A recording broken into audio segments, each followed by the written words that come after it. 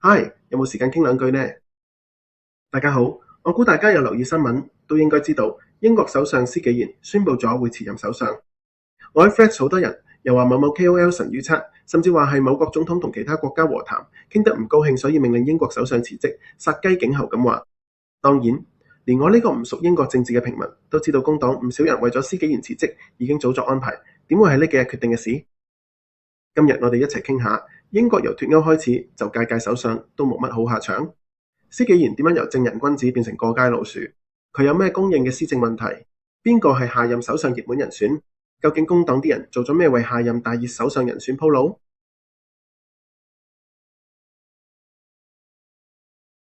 冰封三尺，非一日之寒。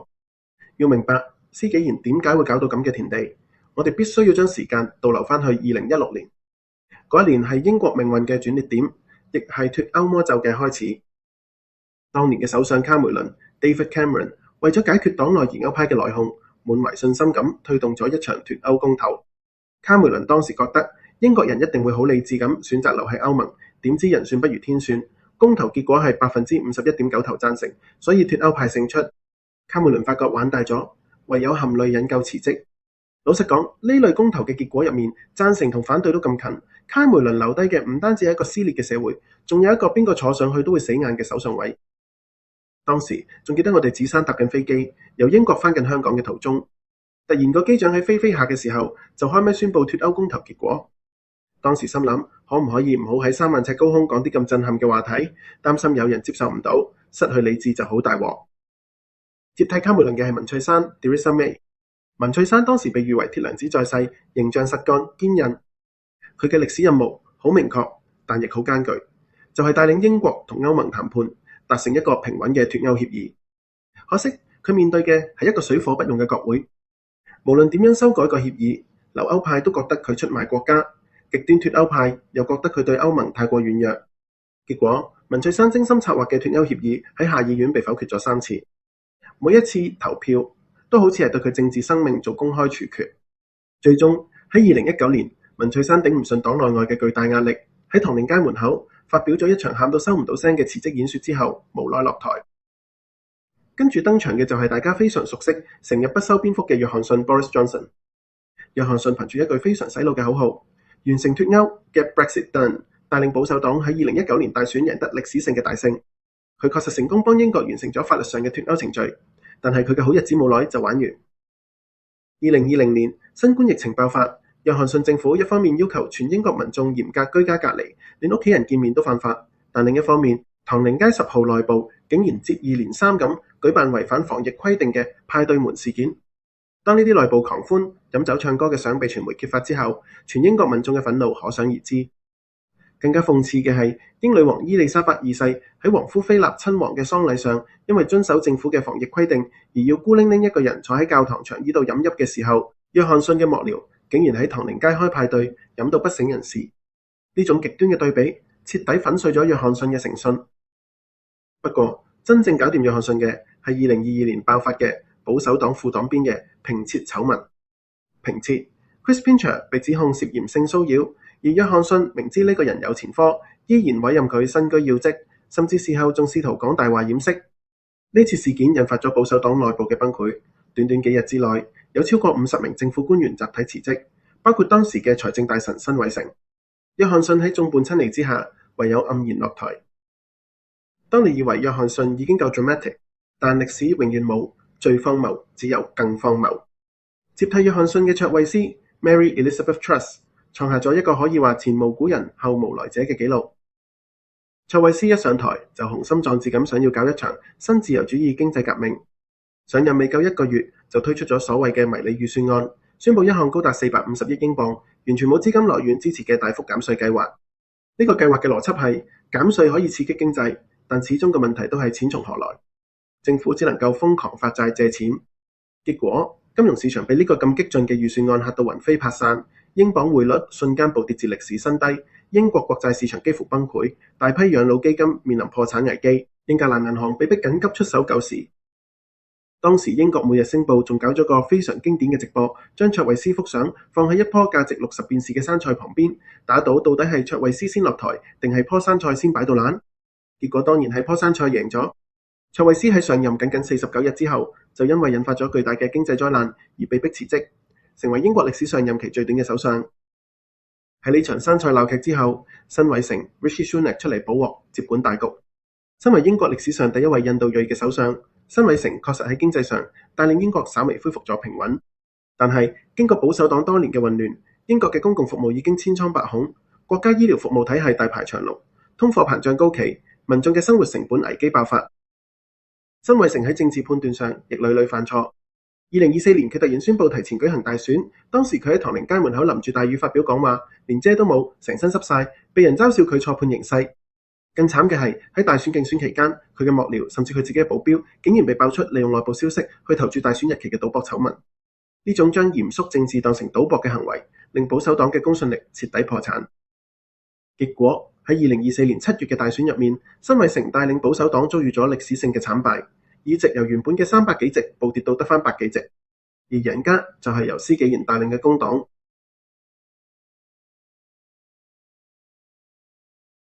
當2024年7月，施紀賢 Keir Starmer 帶住壓倒性嘅400幾席下議院議席，浩浩蕩蕩咁行入唐寧街10號。當時施紀賢簡直就好似救世主一樣，好多英國人都期望國家終於有一個行事穩重、值得信賴嘅領導人。施紀賢嘅背景同過往幾任首相有好大分別，佢唔係好似卡梅倫或者約翰遜咁出身於頂級貴族名校伊頓公學。施紀賢成日掛喺嘴邊嘅一句話就係：我爸爸係一個工具製造匠，我媽媽係一個護士。佢用呢個背景嚟強調自己係一個真正明白普通基層生活嘅人。不過施紀賢本人點會係凡人？其實佢係一個法律界頂級精英，佢憑住自己嘅努力考入列斯大學修讀法律，之後仲去咗哥倫比亞大學深造。畢業之後成為咗一名人權律師，打過好多非常著名嘅官司，甚至幫過基層市民去控告跨國大企業。因為喺法律界嘅傑出貢獻，佢喺2008年被委任為皇家檢控處嘅檢控專員，即係全英國最高級別嘅檢控官。喺呢個位度，佢處理過無數重大嘅刑事、反恐以及黑幫案件，表現備受肯定。喺2014年，佢更加獲得英女王頒授爵士勳銜，所以大家平日會聽到有人稱呼佢做施紀賢爵士。施紀賢去到2015年，即係大約50幾歲嘅時候，先正式轉行步入政壇，當選為下議院議員。以佢嘅資歷，喺工黨內部升得非常快。2020年，當時工黨嘅左翼領袖柯賓 Jeremy Corbyn 因為喺2019年大選大敗而辭職，施紀賢決定出嚟競選黨魁。當時嘅工黨內部4分5裂，而且被外界貼上咗不切實際、反猶太主義嘅標籤，公信力跌入谷底。施紀賢上台之後，展現出佢作為前檢控官嘅冷酷手段。佢開始對工黨進行一場大清洗，徹底將柯賓等左翼邊緣化，甚至不惜將柯賓開除出黨。施紀賢將工黨嘅政治路線強行拉返去中間靠左，重新贏得商界同中產階級嘅信任。施紀賢嘅政治風格用2個字嚟形容，就係務實。但如果用批評者嘅角度嚟講，就係欠缺遠見。好多人都話佢冇乜領袖魅力，例如喺演講嘅時候會好似法官宣讀判詞咁，冇咩激情，亦冇幽默感。但喺2024年經歷過卓慧思同約翰遜嘅連番波折之後，英國人確實就係想要一個悶嘅首相，一個可以安安穩穩、規規矩矩做嘢嘅政府。所以2024年大選，工黨其實唔係因為施紀賢個人魅力幾咁厲害而贏，而係因為選民太憎保守黨，將所有對變革嘅期望都投射咗落去呢位睇落嚴謹、理性嘅施紀賢身上。施紀賢滿懷希望咁上台，但現實嘅殘酷遠超佢嘅想象。佢一接手就發現保守黨留低嘅係一個財政爛攤子，就好似財政大臣李允晴 Rachel Reeves 咁講，有高達220億英鎊嘅財政黑洞。施紀賢政府犯咗第一個嘅大錯，就係完全低估咗政治傳播同公眾情緒嘅微妙關係。喺上任短短嘅100日之內，施紀賢同佢嘅內閣就爆出咗一個令人極度反感嘅免費禮物醜聞。傳媒揭發，施紀賢喺過去幾年入面接受咗工黨大金主上議院議員阿里芬爵高達幾萬英鎊嘅贊助，當中包括好多名牌衫、貴價眼鏡、阿仙奴球賽貴賓包廂門票，甚至連佢老婆出席活動嘅高級時裝都係由呢位金主贈送。雖然呢啲捐贈喺法律程序上全部都有申報，冇違反現行嘅國會規則，但問題係你施紀賢日日喺度話知道基層疾苦，結果係你自己啲名牌眼鏡同衫都係靠大金主送。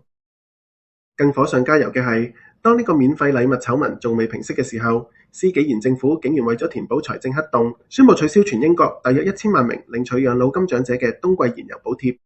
呢個補貼原本係幫老人家喺寒冬入面俾暖氣費，取消咗呢個福利，會對好多貧困長者嚟講雪上加霜。大眾嘅邏輯好簡單直接，你手上自己就可以一邊享受金主送嘅幾千磅名牌西裝，免費去睇波，但另一邊廂你就要慳住老人家嗰幾百磅保暖費。呢種極端嘅道德反差，一瞬間就將施紀賢營造咗好幾年嘅正人君子形象徹底粉碎。雖然施紀賢事後迫於無奈，宣布退還大約6000英鎊嘅禮物申報，但政治傷害已經造成，民望亦開始出現斷崖式下跌。隨後喺2024年底，財政大臣李允晴發表咗工黨上台後嘅第一份預算案，為咗填補財政黑洞同增加公共開支，工黨宣布咗一項高達400億英鎊嘅巨額加稅計劃。其中最核心嘅就係大幅提高企業為員工繳納嘅國民保險供款。呢一招徹底激嬲咗英國嘅商界，大批中小企、零售商同餐飲業紛紛出嚟抗議，話政府咁做係變相懲罰創造就業嘅商家。加稅導致企業成本飆升，好多公司唯有選擇凍結、招聘或者減薪，結果搞到英國金融市場再次出現拋售潮，英鎊匯率跌至1年內新低。選民發現，工黨上台之後，除咗加稅同削減福利之外，承諾嘅經濟增長同公共服務改善根本完全唔見影。喺內政方面，移民問題亦成為施紀賢嘅另一個噩夢。施紀賢上台後，立刻廢除咗保守黨原本提出將非法入境者遣送去盧旺達嘅計劃，認為計劃勞民傷財。但廢除之後，工黨政府又俾唔到一個有效阻止偷渡船隻穿梭英吉利海峽嘅替代方案。與此同時，英國右翼民粹主義政黨 Reform UK 喺黨魁法拉奇 Nigel Farage 嘅帶領下，借住移民問題瘋狂吸納對工黨不滿嘅基層選民。當然，我諗好多人都奇怪，明明法拉奇就係推動脫歐嘅核心人物，當脫歐嘅影響浮晒出嚟，但啲人又好似唔記得咗咁。當 Reform 嘅民調一路上升，而工黨嘅支持度則被兩頭夾擊，左翼嫌佢唔夠進步，削減長者福利；右翼同中間派嫌佢經濟政策無能，控管移民不力。去到2026年，全英國舉行咗大規模嘅地方政府選舉，呢場選舉成為咗選民對施紀賢政府嘅一場公開信任投票。結果，工黨遭遇災難性嘅慘敗，失去咗超過1400個地方議席，好多原本屬於工黨嘅傳統心臟地帶都被右翼或者左翼嘅綠黨連根拔起。施紀賢喺工黨內部嘅領導地位正式陷入咗前所未有嘅危機。如果話經濟政策失敗同地方選舉慘敗都只係令施紀賢嘅首相位搖搖欲墜，咁之後爆發嘅外交安全醜聞就係直接毀滅咗施紀賢政治生涯嘅致命一擊。成件事一開始嘅主角係英國政壇人稱黑暗王子 Prince of Darkness 嘅工黨元老文德森 Peter Mandelson。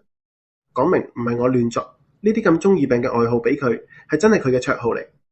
文德森係當年貝利亞 Tony Blair 新工黨時期嘅核心操盤手，政治手腕非常高明，但亦充滿爭議。喺施紀賢競選首相期間，文德森一直喺幕後擔任施紀賢嘅核心高級顧問。2024年底工黨勝選後，施紀賢做出咗一個震驚外交界嘅決定，委任文德森出任英國駐美國華盛頓大使。要知道，駐美大使係英國外交界中非常重要嘅職位，尤其當時美國正面臨特朗普 Donald Trump 可能再次入主白宮嘅政治變局。然而，文德森身上有一個超級污點，就係佢同美國已故臭名遠播嘅性犯罪富豪、涉嫌拐賣未成年少女嘅愛潑斯坦 Jeffrey Epstein 有住非常深厚嘅私人關係。傳媒一早爆出，文德森喺愛潑斯坦2008年被判性犯罪入獄之後，依然同佢保持密切往來，甚至去過愛潑斯坦私人嘅惡魔島度假。據透露，當時施紀賢嘅幕僚團隊高層其實已經明確向施紀賢發出過書面警告，指出委任文德森會帶嚟巨大聲譽風險。但施紀賢當時根本被勝利沖昏咗頭腦，又極度依賴文德森嘅政治手腕，所以唔理警告，一意孤行堅持呢個委任。文德森喺2025年初正式上任駐美大使，但紙始終包唔住火。2025年9月，美國司法部解密咗一批新嘅愛潑斯坦案相關電子郵件。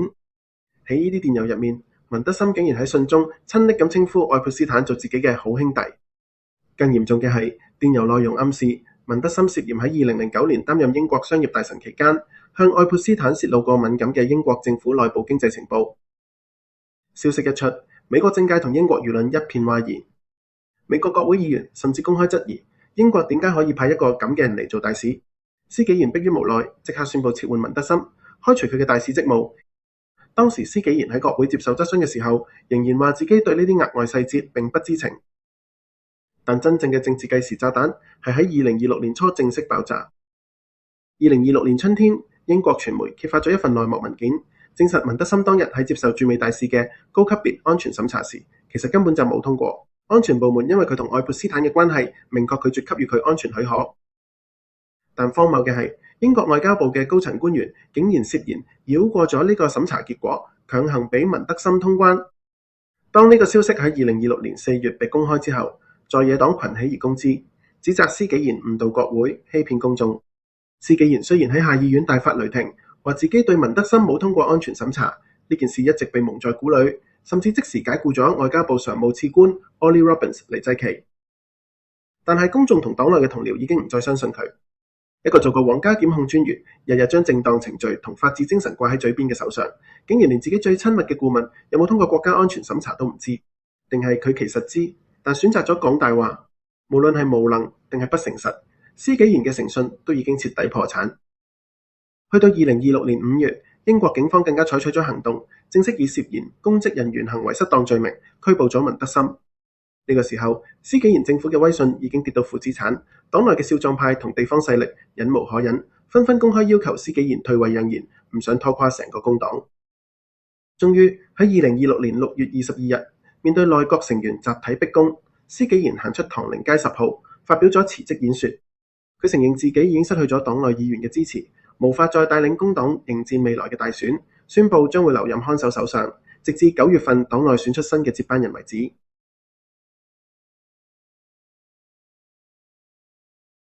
如果對英國政治制度唔太熟嘅人，可能會問：首相宣布辭職，係咪即刻要執包袱走人？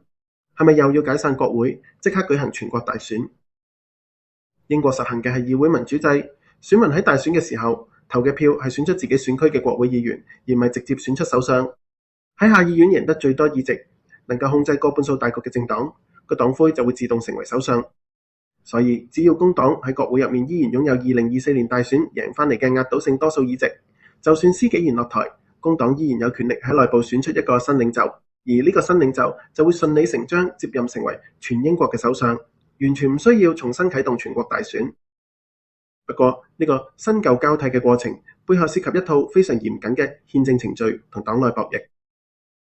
首先喺憲法層面，大不列顛及北愛爾蘭聯合王國嘅國家元首依然係國王查理斯3世。施紀賢雖然宣布咗辭職，但佢喺法律上依然係全英國嘅看守首相。佢唔可以即刻閃人，因為國家冇可能有1秒出現權力真空。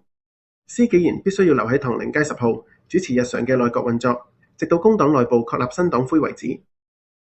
當新黨魁誕生嗰一刻，一場充滿儀式感嘅憲政 drama 就會正式上演。施紀賢會最後一次坐上首相專車，前往白金漢宮跟見國王查理斯3世，正式向國王遞交辭呈。國王批准之後，施紀賢就會正式卸任。幾分鐘之後，剛剛勝出嘅新任工黨黨魁就會坐車抵達白金漢宮，國王會進行歷史悠久嘅穩手禮儀式，正式邀請呢位新領袖去組建新一屆嘅國王陛下政府。新首相走出白金漢宮之後，就會直奔唐寧街10號發表就職演說。呢個時候，政權交接先算正式完成。如果有睇過 Darkest Hour， 就會見到丘吉爾成為首相呢個流程，個人非常推薦大家睇呢套戲。而喺呢個委任首相儀式發生之前，工黨內部嘅黨魁爭奪戰先係考驗政治手腕嘅地方。根據工黨最新嘅黨魁選舉規則，任何有志於挑戰首相寶座嘅人，首先必須要過下議院門檻，即係你必須要獲得工黨目前下議院議員入面至少20%嘅人書面提名支持。以工黨目前喺國會嘅龐大議席數量嚟計，意味住任何一個候選人喺報名參選嘅第一步，就必須要喺自己黨內揾到至少81個國會議員聯署背書。如果到咗截止，有超過一個候選人成功拎到咗81個議員嘅提名，咁工黨就會啟動一場全黨大投票。首先，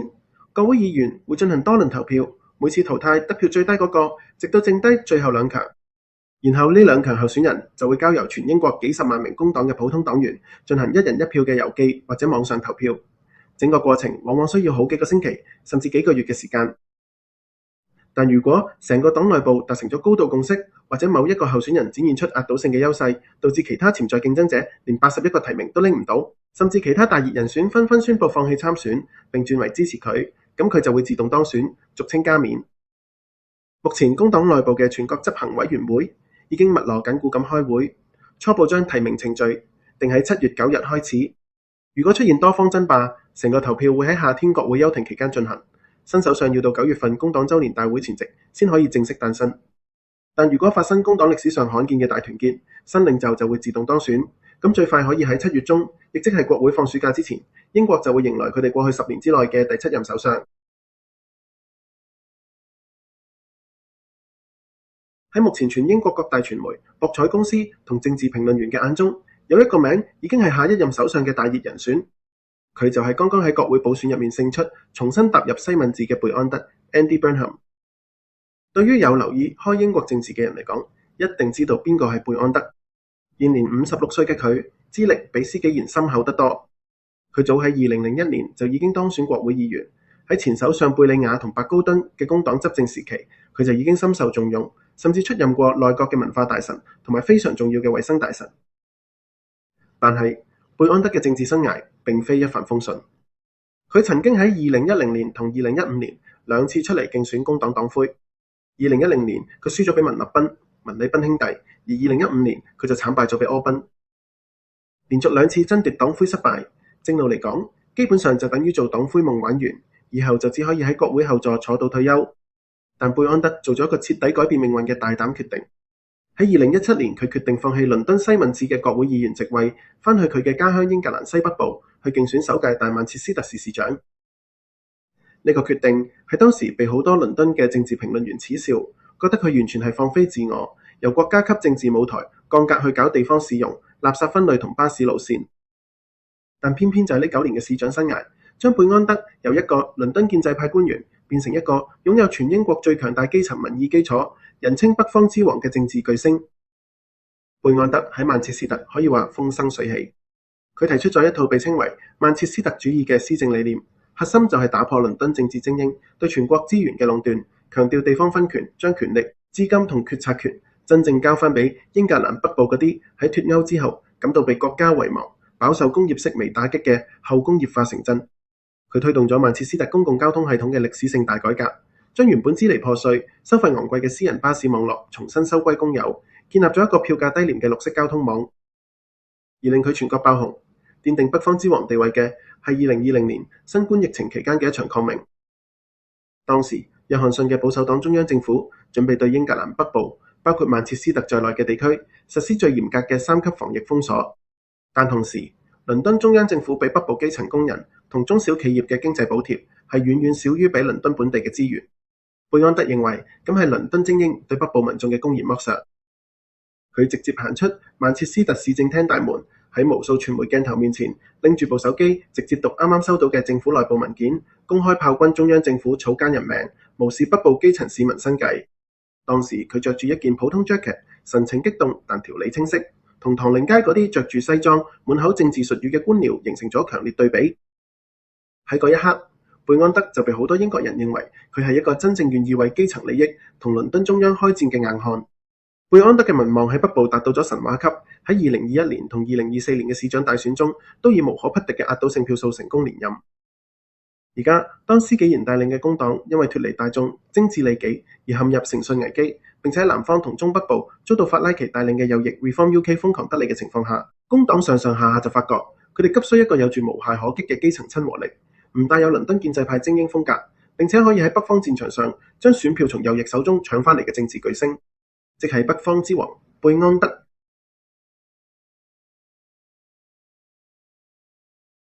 不過，雖然貝安德民望非常高，但如果想成為下任英國首相，先要解決嘅係一個憲法問題。英國首相必須係現任嘅國會下議院議員，而貝安德當時仲係大曼徹斯特市長，根本係西敏寺冇議席。如果按照正常程序，佢必須要等到下一次全國大選報名參選某個選區嘅議員贏咗之後，再入國會爭黨魁。但問題係時間唔等人，施紀賢政府崩盤就係眼前，工黨根本冇可能等2-3年後嘅大選。如果施紀賢突然倒台，而貝安德仲沒有國會議席，咁樣首相個位就必定落入其他倫敦內閣大臣嘅手中。因此喺過去大半年嘅時間，其實已經為貝安德成為下任首相鋪路，做咗一系列嘅政治操作。第一步就係要製造缺口。要被貝安德喺冇舉行全國大選嘅情況下進入國會，就必須喺英國現有嘅650個選區之中揾到一個絕對安全、屬於工黨鐵票倉嘅選區，並且說服該區嘅原任工黨議員自願辭職，從而觸發地方補選。呢個被選中嘅選區位於英格蘭西北部，叫做梅克菲爾德 （Makerfield）。嗰度係一個標準嘅傳統藍領工人階級選區，由1983年以來，即係由選區成立開始，就一直係工黨牢不可破嘅堡壘。而呢個選區嘅原任議員係工黨內部一位相對年輕，甚至被視為施紀賢親信嘅議員西蒙斯 （George Simons）。外界原本以為西蒙斯前途無量，但就喺2026年5月，工黨喺英國地方選舉遭遇慘敗之後，西蒙斯突然發表咗一份聲明，宣稱因為個人與家庭原因，決定喺2026年6月辭去國會議員職位。當時倫敦嘅傳媒猜測西蒙斯係咪有咩醜聞而趕住辭職，但幾日之後，工黨總部就以迅雷不及掩耳咁宣布免除一切繁瑣嘅地方黨部初選程序，直接指定大曼徹斯特市長貝安德作為工黨唯一候選人，出戰梅克菲爾德選區嘅補選。直到嗰一刻，全英國即刻都明白，呢個根本唔係咩個人原因辭職，而係一場工黨內部少壯派、工會勢力以及反施紀賢陣營聯手策劃嘅大棋。第一步搞掂之後，就到第二步，以戰封神。補選定喺2026年6月18日舉行。當時，施紀賢政府已經因為文德森安全審查醜聞而奄奄一息。Reform UK 嘅黨魁法拉奇見到機會，親自帶隊前往梅克菲爾德，揚言要利用選民對施紀賢嘅憤怒，喺呢個工黨票倉擊敗工黨，諗住可以送工黨一程。呢場補選瞬間變成咗貝安德同右翼民粹主義嘅決戰。如果貝安德輸咗，甚至只係險勝，佢嘅首相夢就會當場粉碎。當時貝安德冇着西裝，繼續日日着住標誌性嘅便服牛仔褲，喺梅克菲爾德嘅市集、工廠、酒吧同選民握手傾偈。佢喺演講中完全冇為施紀賢政府辯護，更加公開承認西敏寺嗰班人將國家搞爛。佢承諾會將曼徹斯特行之有效嘅基層變革帶去倫敦。6月19日凌晨，貝安德以驚人嘅5%得票率，大勝第二名嘅 Reform UK 候選人，多9000幾票。喺全英國工黨支持度暴跌嘅情況下，貝安德喺北方戰場仲可以大勝對手，令佢成為下一任首相嘅機率暴升。呢場補選勝利唔單止向全工黨證明咗貝安德係全黨唯一能夠抗衡右翼民粹嘅領袖，更直接宣判咗施紀賢嘅首相生涯完結。補選結果公佈當日，工黨內部超過90名國會議員公開企出嚟，要求施紀賢為咗國家利益即時落台，為貝安德讓路。完成頭兩步之後，貝安德已經係黨內部嘅下任首相大熱，咁就做埋第三步，新舊交替。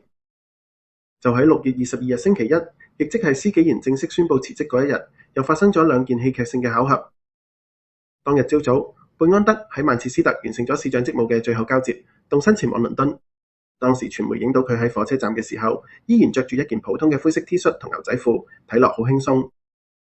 但到咗中午11點，當施紀賢企喺唐寧街10號門口發表辭職演說，並且宣布啟動黨魁選舉嘅同一時間，倫敦西敏寺嘅國會大廳內傳嚟一陣歡呼聲。貝安德已經喺短短幾個鐘頭之內換上咗一套深藍色西裝，喺無數工黨議員嘅支持之下，正式宣誓就職，成為新任國會議員。舊王啱啱喺唐寧街退位，新王就即刻喺西敏寺宣誓登基。原本工黨內部有好多人預計，施紀賢落台之後，其親信首相首席秘書鍾德倫 Darren Jones 同前衛生大臣施卓添 Wes Streeting 將會係貝安德最強勁嘅競爭對手。施卓添喺1個月前突然辭去內閣職務，普遍被視為為爭奪首相做準備。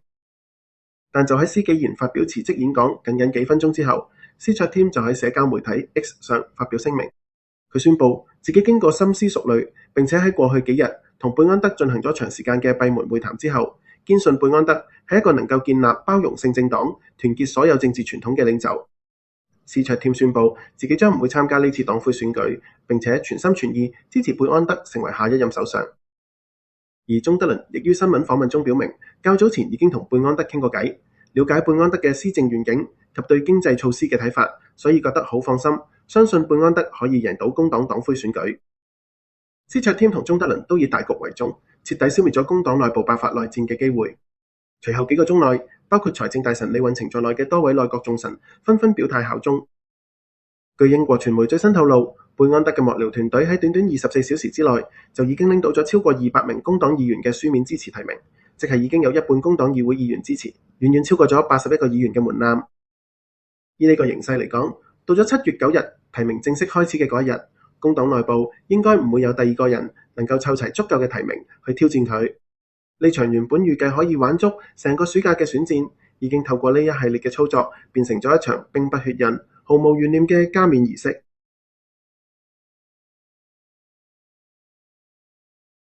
聽到呢度，好似吹到貝安德簡直就係順應天命，即將拯救英國於水火之中嘅大英雄。但只要冷靜理性咁諗下，其實佢仲需要面對大把問題。第一個巨大嘅質疑就係民主合法性嘅問題。成個操作根本只係經歷過幾萬人嘅地區投票，再加上工黨內部嘅協議，其實可以話冇乜民意授權。如果貝安德喺7月中順利接任首相，佢將會成為英國喺冇舉行全國大選嘅情況下，通過黨內更替產生嘅非選舉首相。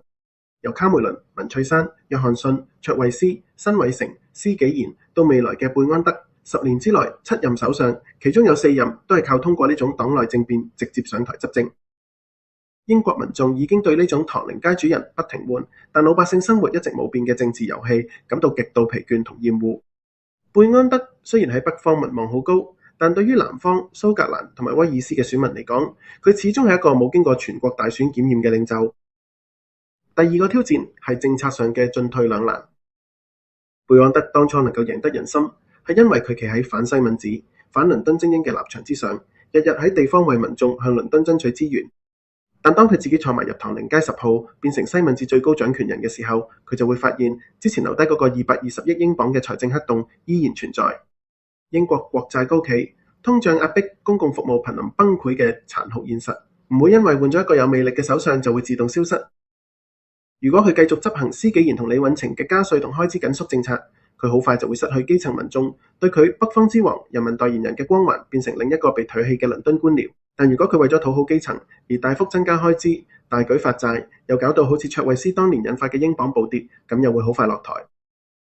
嚟緊2027年，除咗英國有唔少地方議會同市長選舉舉行外，仲有政壇聲音話要求政府提前解散國會，舉行大選。咁即係留俾貝安德證明自己扭轉乾坤嘅時間，實際上可能只有短短嘅大半年。佢必須要喺呢大半年之內，既要安撫好受加稅打擊嘅商界，又要想辦法重啟經濟增長，更要拎出一套真正有效嘅方案去壓制住右翼法拉奇喺選區嘅擴張。呢場政治大風暴遠遠冇隨住施紀賢嘅落台而結束，反而只係進入一個更加充滿未知嘅新章節。老實講，施紀賢一開波接手嘅財政同公共政策問題根本好難一下子就改善到。如果唔係醜聞問題，我估佢可能可以捱到2027年。